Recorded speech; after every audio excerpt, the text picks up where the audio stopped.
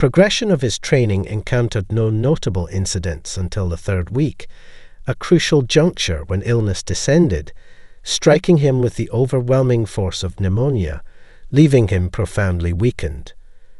Amidst his debilitated state, there came a morning when he found himself confined to bed, ensnared by the tumultuous grip of delirium and intense coughing fits that resulted in disconcerting pink foam.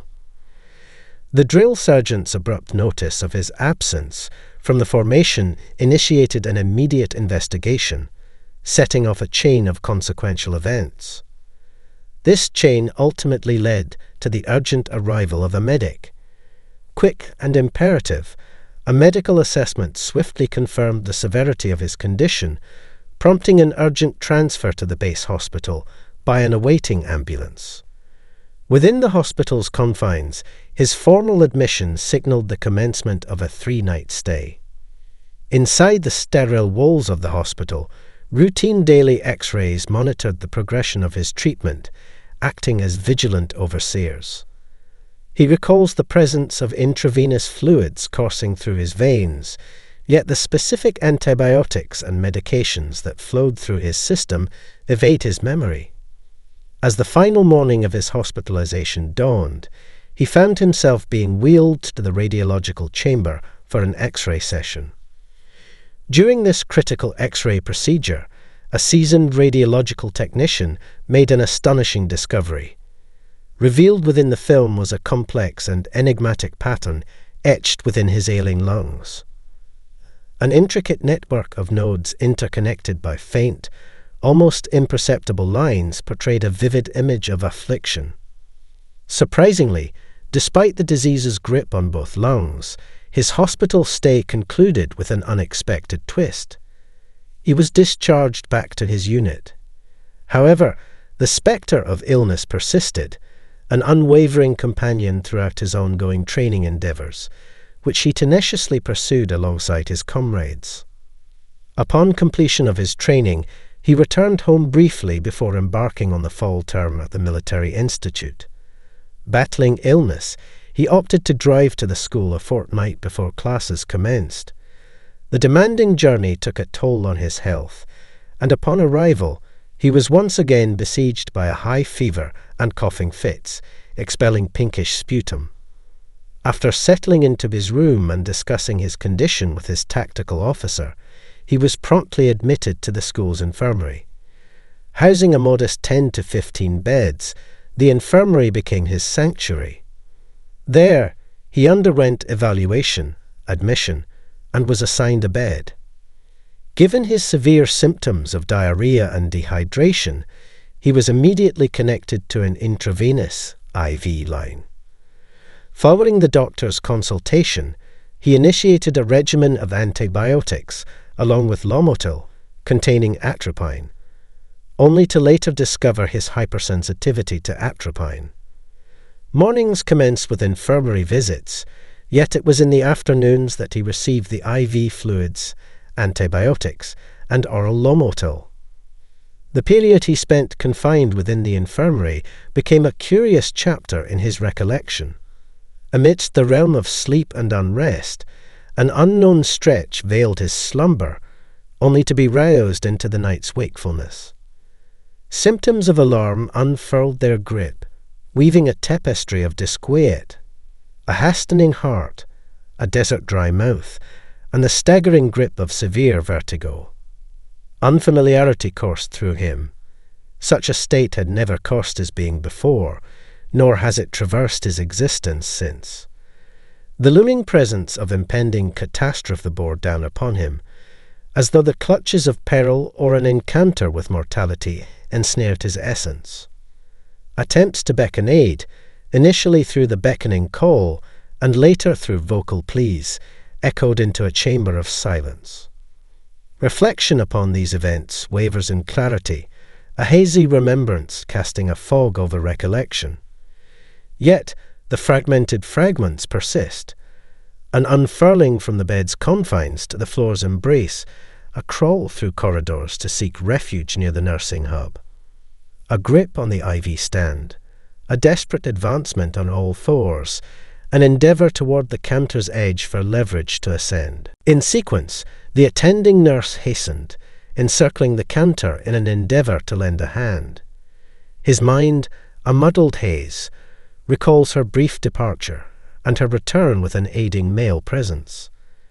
A conveyance of a gurney, a collective effort to hoist his fragile form onto it, a passage into a chamber positioned prominently at the facility's forefront, facing the nurse's station. Therein, a window offered a view of the activity outside, a view that blurred and flickered as consciousness waned and waxed. The notion of preparations for an IV lingered briefly in thought before dissolution seized his last memory upon the gurney's surface. A subsequent return to consciousness bore a shift in perspective, an observation of the room's bustle, as if from an ethereal vantage. An elevation, a detachment from the corporeal realm, a vision unbound by constraints, positioned askance behind and above his earthly vessel. The entirety of the chamber unveiled itself, including his prone form upon the gurney, the rhythmic compressions of CPR by one attendant, the coordinated utilization of a bagging device by another, and the orderly exit of the attending nurse contrasted starkly against the entrance of a figure in azure, assuming a leadership role amidst the ongoing efforts. Amidst this surreal experience, an eerie tranquility enveloped him, a realm devoid of trepidation. Mild curiosity lingered, a contemplation of unfolding events, a resolute acceptance, an acknowledgement that this transition, if it be such, was bereft of terror. Time's passage remained a nebulous notion, an absence of urgency in the vista below. A sense of detachment prevailed, his being a passive observer disconnected from the corporeal realm, oblivious to presences beyond the confines of his immediate scenario.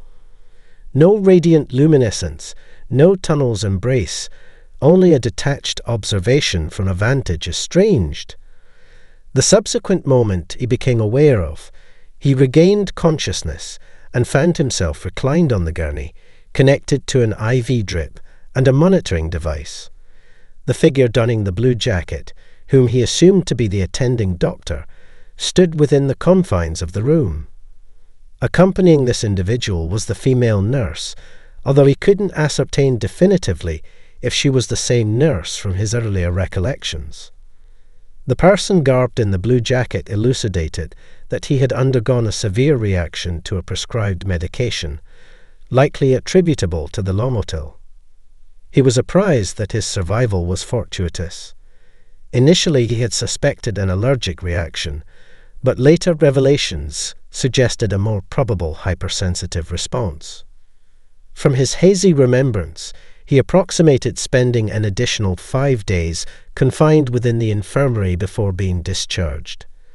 His physical strength remained profoundly diminished, and an incessant cough prompted his decision to forego the academic year. He deliberated upon this choice with the tactical officer and the school administration, procured a leave of absence for the duration, journeyed back home, and dedicated the ensuing 6 months to convalescence. In the year 1981, he resumed his attendance at the Military Institute, persisted for roughly a year and a half, ultimately concluding that the institution didn't align with his aspirations. Consequently, he made the decision to discontinue his enrollment. And thus concludes today's narrative. What reflections do you harbour regarding this encounter? Please feel at liberty to share your musings in the comments below. Until our paths cross again, prioritize your safety and may blessings continue to accompany you. Greetings, dedicated viewer. I've been immersed in your content for a few months now, absolutely captivated by the breathtaking landscapes featured in your videos. However, navigating through the comments section has been quite the roller coaster, especially with those detractors attempting to cast shadows on the incredible near-death experiences, NDEs, shared by individuals. Now, I've got my own NDE story to contribute to the conversation, but I'm all about maintaining anonymity. Shared my mind-blowing journey once, and whoosh, my family slapped the crazy label on me. Can you believe I ended up in counseling with the church pastor? Dealing with believers grappling with experiences that transcend our earthly realm, it's quite a challenging ordeal. Embark on my NDE chronicle in your channel, but let's safeguard my identity. Imagine this, the early 90s, college antics, and sporadic wild stories. Post an epic night of crew carousing. Things blur. I find myself on a bus stop bench, sensing the heat. Yearning for fresh air, pals all, and bam, fuzziness engulfs. I recline, and as I awaken, I gaze at my own form, an odd disconnect. But wait. A newfound liberty engulfs me. A 360 degrees view, far things close, and a tunnel. Elevated around 15 feet. No second thoughts, I drift, gently transcending Earth's aura into the cosmic ballet. Time loses its grip as I near a distant light.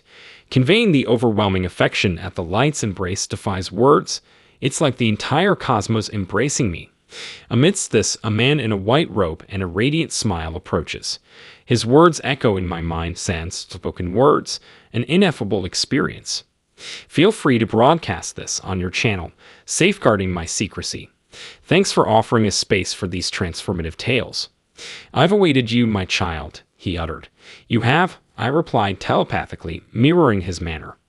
Yes, indeed, he'd affirmed before adding, and anticipating your query, Jesus is the name you recognize me by, though I'm known by many. You're selected to meet me now as you stand at a pivotal juncture. The choices you make soon will shape your destiny. What choices? I queried. At a crossroads, I'll reveal two potential futures. Yet the path you tread remains in your free will's realm. Jesus touched my forehead, and I glimpsed an older me in a doctor's office, liver failing due to youthful excess drinking. Then a second future unfolded. I, at a similar age, a social worker transforming lives in my community. I seemed healthier and happier. As Jesus withdrew, I asked, "Many drink. Why witness my possible fates? What sets me apart?"